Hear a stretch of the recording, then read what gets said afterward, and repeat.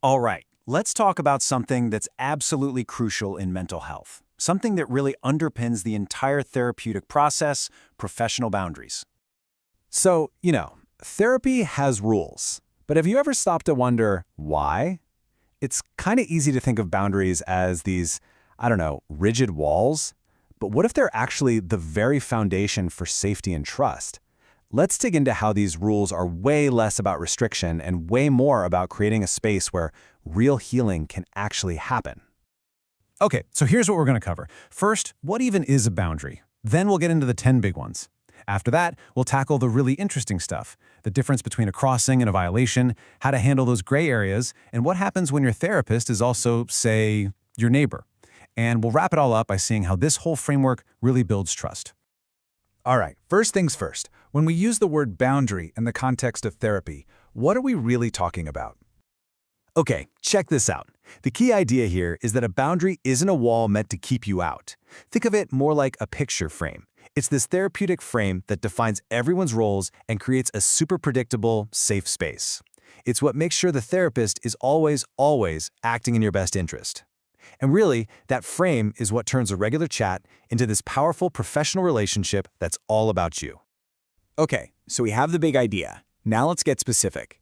There are basically 10 foundational boundaries that give the whole therapeutic relationship its shape. And it's not just a random list of 10 things either. They're actually grouped into two main categories, which makes it a lot easier to understand. You can think of it as the in-the-room stuff and the behind-the-scenes stuff.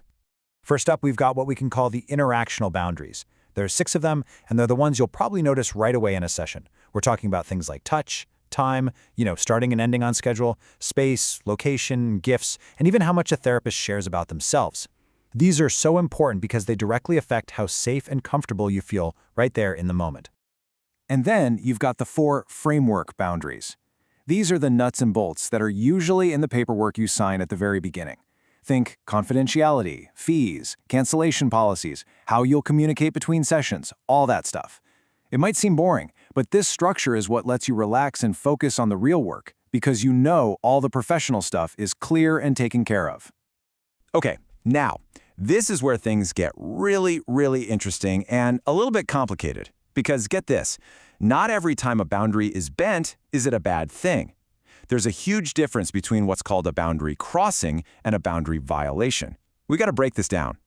So a boundary crossing, it's not a negative term. It's basically a departure from the usual way of doing things that might actually help the client. For example, maybe a client reaches out for a handshake and the therapist accepts it. Or if someone is in a real crisis, maybe the therapist lets the session run a few minutes over. The key is that it's a thoughtful, flexible moment. Now compare that to a violation. This is the big distinction. A crossing is potentially helpful and is never exploitative, but a violation, that's likely harmful and is exploitative. Think of it this way. A crossing is done for the client's benefit. A violation, well, that puts the client and the therapy itself in jeopardy. It's the difference between a helpful tool and a serious breach of trust. And that really gets to the heart of it. A boundary violation is a big deal because it takes advantage of that fragile trust that's been built. It completely ignores the client's needs. The focus suddenly shifts from the client's healing to the therapist's own needs, and that's just never okay. So, if the rules can be flexible, that means there are a lot of gray areas, right? You can't just have a strict rule book for every single human interaction.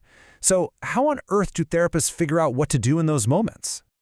Well, there's one guiding star, a true north for every single one of these decisions. And it's this: what is in the client's best interest? Period. Full stop. Every time.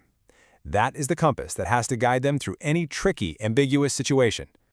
And it's not just a vague idea. There's a real process for this. Think of it as a 3-step checklist. Step 1, check your motivation.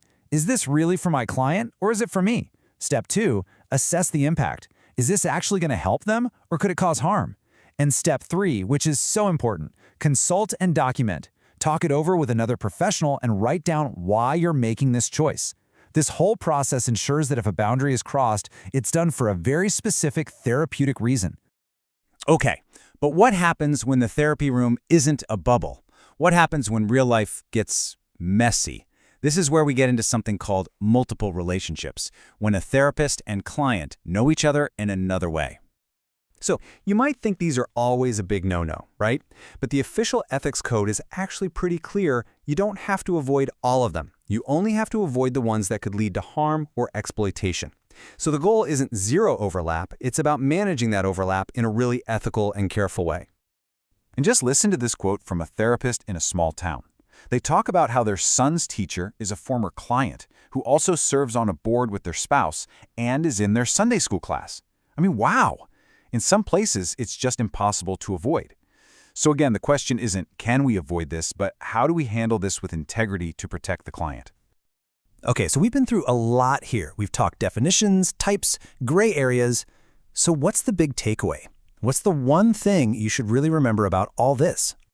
It all comes back to that picture frame analogy. Good, flexible boundaries aren't there to restrict you. They're there to protect the artwork, which is you and the work you're doing. They create that foundation of safety, of respect, of knowing what to expect. And that is what gives a person the security they need to dive into the really tough, important work that happens in therapy. So I'll just leave you with this question to think about. What if the strongest frames are the ones that create the safest spaces? What if these professional rules aren't rules at all, but are actually a deep, thoughtful act of care, designed specifically to make real, lasting healing possible?